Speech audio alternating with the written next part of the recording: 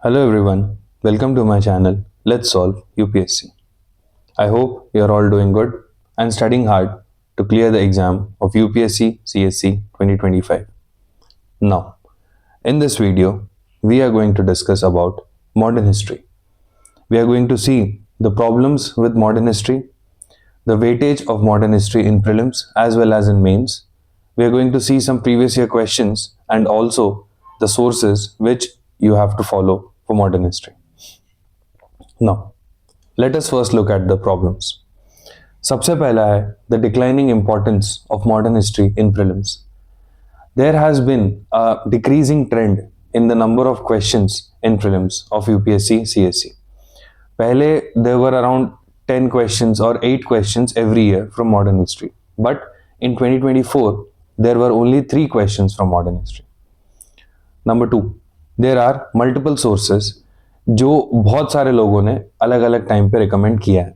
Some people recommend Spectrum, some people recommend Bipin Chandra, as well as some people also recommend Plassey to partition.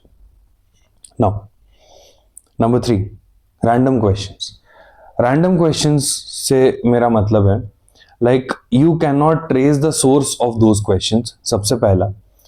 And the second one is you will not be able to differentiate कि ये question modern history का है या ये question polity का है. Like for example, if you get a question from the Government of India Act of 1935, you will not know that whether that question is from polity or whether it is from modern history. Number 4, difficulty in remembering facts because the way we are reading is not correct. We are having difficulties in remembering the dates, the chronology, the little details which are asked in prelims because we are not reading correctly. Now, let us look at the weightage. See, this is what I was talking about. Earlier, there used to be many questions from modern history.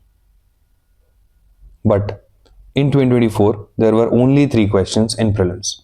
और उसमें भी एक question it was I guess from the government of India act of 1935. So you cannot exactly trace that question whether it is from polity or it is from modern history.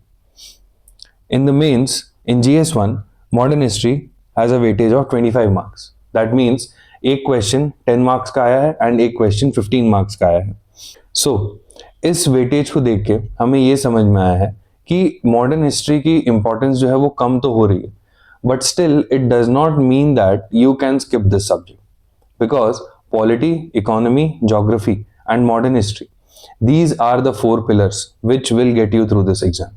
Trust me, these are the 4 pillars which will get you through this exam. And on top of that, you need to cover science and tech as well as environment, on which I'll make a video soon in the upcoming days. Now, regarding the previous year questions. अब previous year questions में 2 problems हैं. पहला कि like in other subjects you can find the repetition of questions. अगर questions repeat भी नहीं हुए हैं then also there are certain options which are getting repeated, the wrong options of the previous years which are getting repeated. But modern history में ये linkage ढूंढ पाना is a little bit tough because what you see is the questions are not directly repeated but the themes can get repeated. Like for example, advent of Europeans. In the last 5 years, I guess around 9 questions have been asked from this topic alone, the advent of Europeans in India. 9 questions from this topic alone. So you have to study these themes and you have to be very thorough with the subject. आपको ये subject बहुत अच्छे से आना चाहिए to identify these themes which are being repeated. Now, let us get to the sources directly. See, there are 2 very important sources. One is Spectrum, one is Bipin Chandra.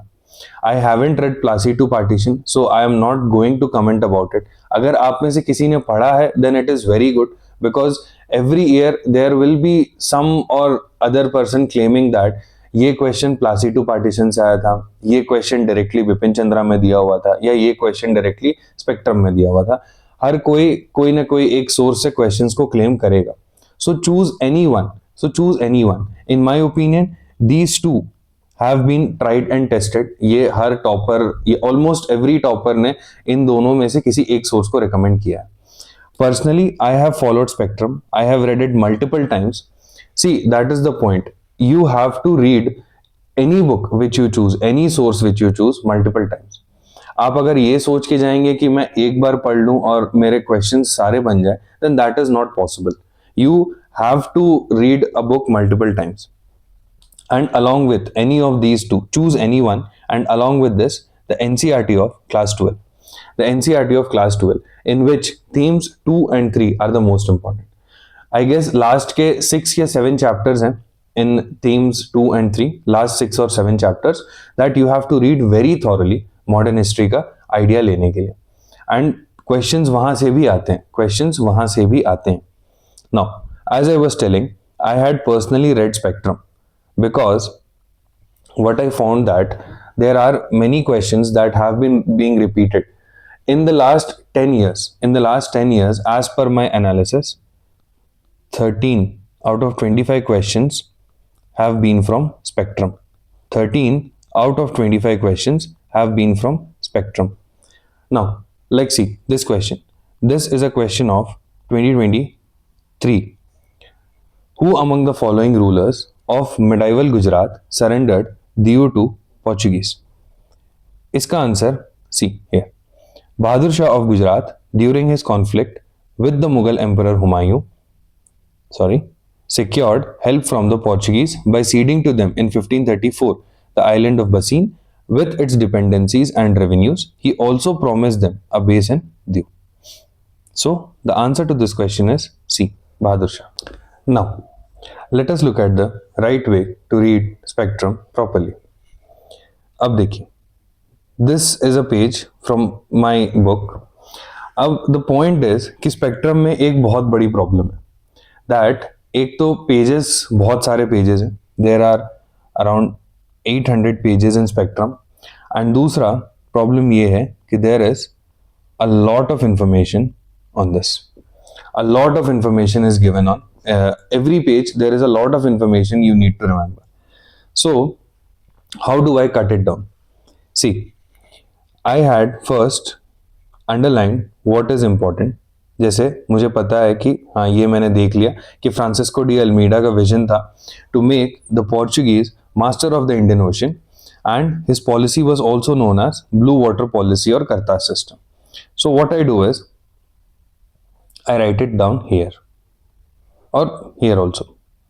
Anyway, I write it down here. ठीक है, कि blue water policy was given by Francisco de Almeida, also called as the Kartas system.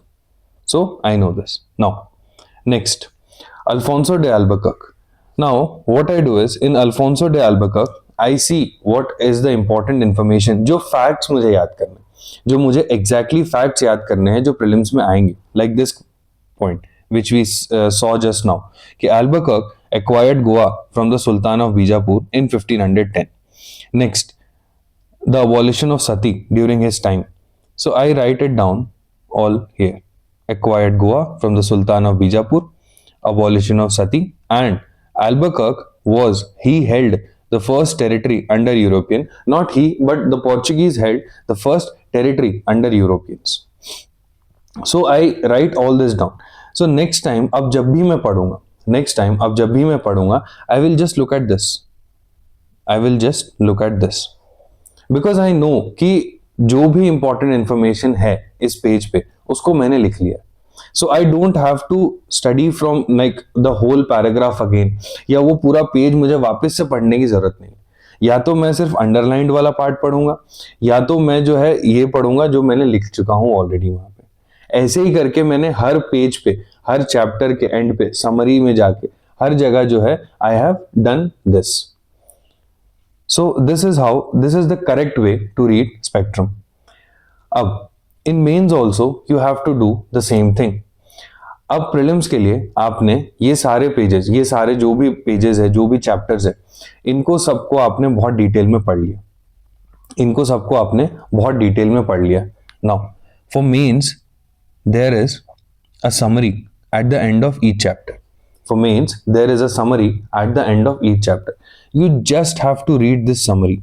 You just have to read this summary. Why? Because the questions जो mains में आते हैं, they can easily be done from spectrum alone, because a few questions like reasons for the battle in Panipat, reasons for the battle of Panipat,